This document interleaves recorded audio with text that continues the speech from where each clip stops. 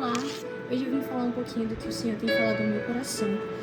E o texto que nós vamos falar bastante hoje é Romanos 8. Em Romanos 8 nós temos diversos ensinamentos.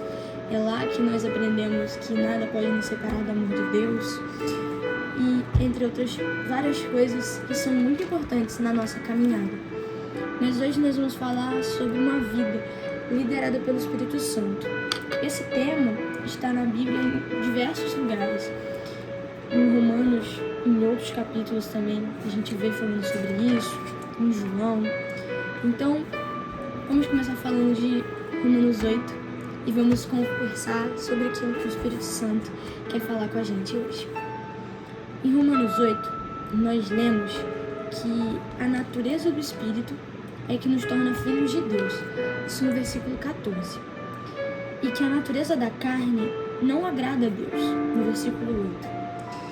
Então, a gente tem como escolher viver liderado, viver governado por duas naturezas, ou a da nossa carne ou a do Espírito. E a Bíblia diz que não dá para agradar a Deus se a gente viver segundo a nossa carne. Bom, em Romanos 8, 4, diz que Deus fez para que as palavras da lei fossem completamente cumpridas. Deus fez. O que Deus fez? Deus enviou Jesus. Estou parafraseando o versículo, né? Não é exatamente assim que está escrito, mas é para a gente entender hoje que Deus, ele entregou seu filho. Deus, ele decidiu: eu vou vir à terra como um homem, como carne, para mostrar para eles como é viver, e não só isso, mas para morrer para eles, para que a minha morte seja a condenação da carne e eles não precisem mais morrer, para que eles não precisem mais viver afastados de mim. Então Jesus preferiu morrer por você do que viver sem você. Então, em Jesus, toda a lei está cumprida. E ele fez isso para que a gente pudesse ter uma vida controlada pelo Espírito Santo.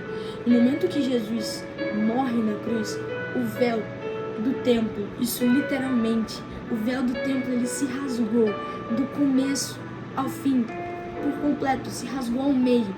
Isso significa que o lugar santíssimo, onde ficava a presença de Deus, ele foi liberado pra gente. E a presença de Deus abriu e ela pode se manifestar agora em todo lugar, em qualquer coração que se dispor a ser templo do Espírito Santo. Então, nós somos templo de Deus. E nós podemos permitir que o Espírito Santo venha manifestar a sua vida e os seus frutos dentro de nós. A vida controlada pelo Espírito, falada em Romanos 8, principalmente no versículo 5 e 6, é uma vida de fé. Mesmo sem entender, mesmo sem ver, porque ninguém explica Deus. Deus simplesmente é. Ele é quem é. Várias vezes na palavra, Deus, ele diz: eu sou. Quando perguntaram sobre o nome dele, ele disse: eu sou. Várias vezes Jesus, quando ele era questionado, ele respondia: eu sou. Então ele é. Ele é o princípio. E nós podemos, hoje, graças ao que ele fez por nós na cruz, nós podemos nos achegar a ele com o coração aberto e dizer: vem morar em mim. Vem controlar a minha vida. Uma vida controlada pelo Espírito é uma vida de sujeição, fé e obediência. Isso se resume a amar a Deus sobre todas as coisas, de todo o coração, de toda a nossa alma, de todo o nosso entendimento.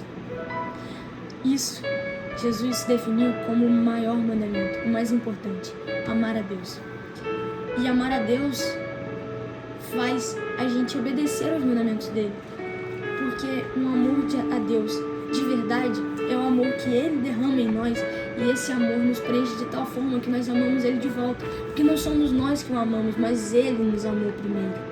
Então, quando amamos a Deus, a gente obedece aos seus mandamentos, a gente quer estar com ele, a gente para de ter prazer nas coisas que não agradam a Deus, a gente para de sentir raiva dos nossos irmãos, a gente para de pensar nos ressentimentos, nas nossas aflições, e a gente só vê a glória de Deus, porque a glória de Deus é aquilo que a gente precisa.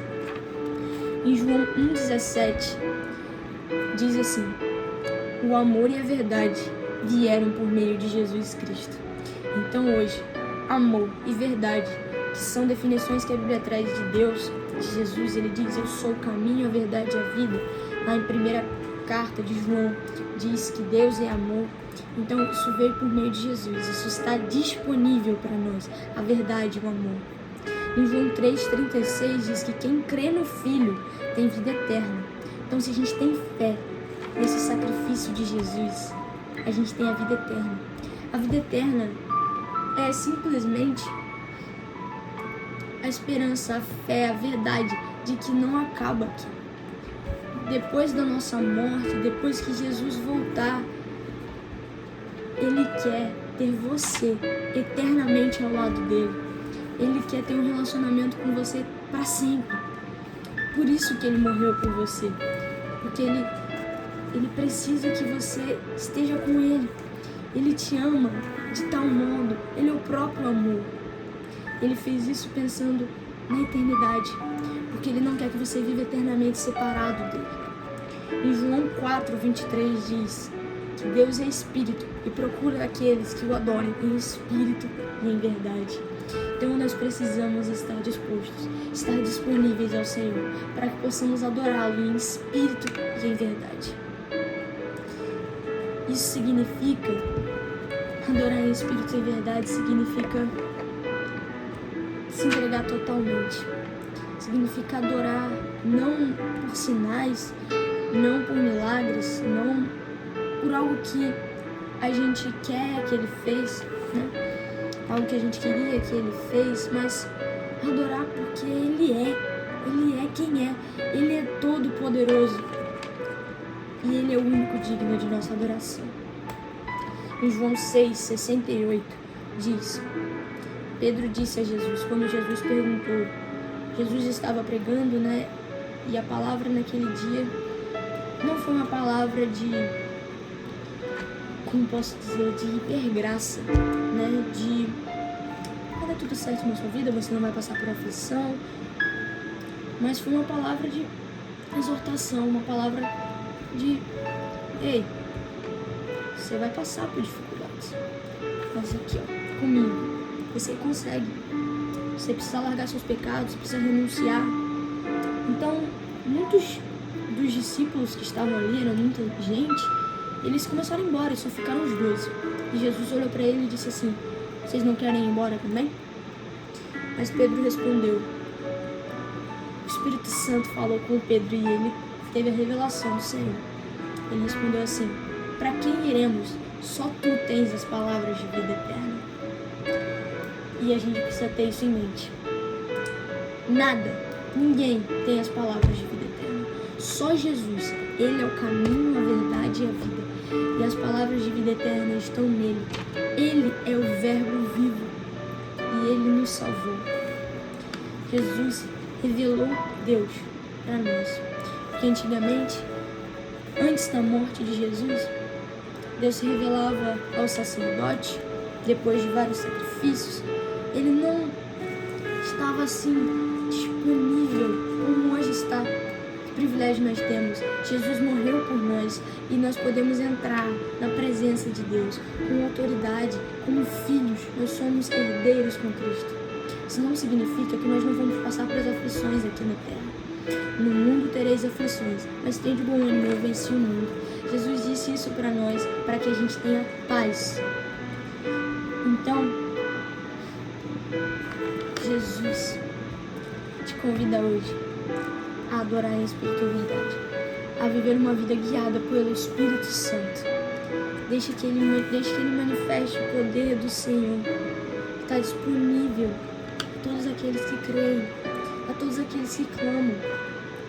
Jesus tem liberdade para você.